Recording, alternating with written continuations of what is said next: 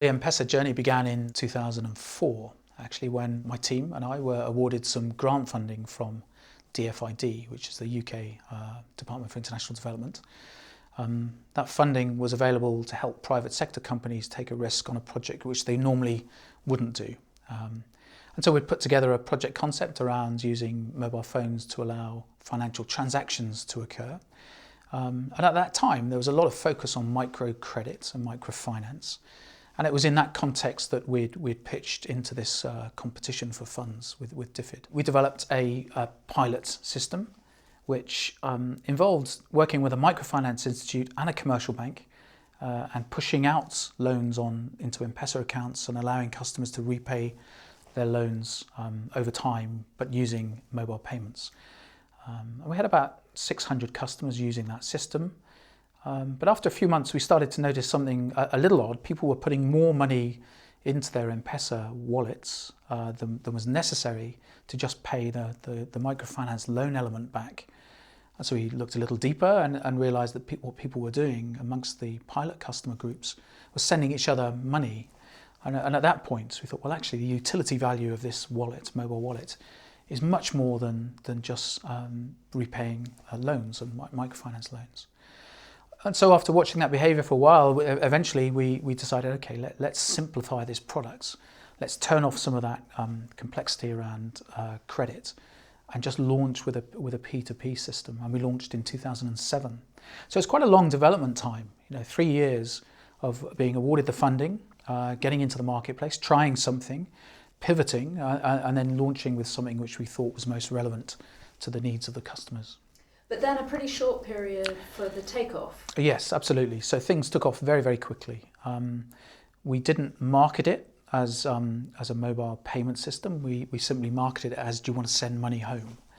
And that cut straight through to the big market that exists in Kenya for sending money from cities back to rural locations and back to families. And from there, it really rocketed away. I mean, some days we were signing up literally tens of thousands of customers a day. And of course, that brings with it certain business requirements. We had to set up a distribution network. We had to make sure that the platform technically was positioned to grow with that demand. And then really the pace of growth continued. We'd originally set ourselves a target of 1 million customers, and we reached that within half the time we thought it would. And then other organisations started working with Safaricom and using the platform to allow new services like bill payment, as well as send money between people. We were able to bring on third-party organisations that could use it to collect money or push money out. What's very exciting is that we've now got the ability to move a small amount of money around at a very low cost. And actually that opens up other doors and other business opportunities. I think there are probably over 1,000 organisations now that use M-Pesa and use something called bill pay on M-Pesa to collect small payments. For me, that's just a sign that this platform provides a great utility in the marketplace. And I think, yes, some of those business models will be sustainable and others won't be. But it really has become an m-commerce engine. It's gone from P2P through to the whole suite of things that you can do around payments. And in fact, there are many similar business models. If you think about PayPal and the history of PayPal, it's come the sort of same way, really. And PayPal's business now is just about opening up interfaces to third parties to allow them to use PayPal to collect money and make payments. And the same thing could happen on M-Pesa. The platform is there, and now it's up to organisations to start thinking about how that can be used to drive their own business model. When we think about the barriers to financial inclusion, such as the affordability of equipment, if we can suddenly break that model because of M-Pesa, then for me that feels like a exciting business opportunity. So I left Vodafone a couple of years ago, and we've set up a company called M-KOPA. KOPA is Swahili for borrow. And what we do is we embed some mobile technology into some hardware, some solar energy producing hardware. And then we put that into the marketplace, and it's live on the network, and we can see that hardware, and we can monitor it and control it and turn it on or turn it off. And then we allow customers to buy that by sending us small payments. And we take a payment off M-Pesa, and then we send a message to that unit saying the customer's just bought another 2, 3, 4 days credit.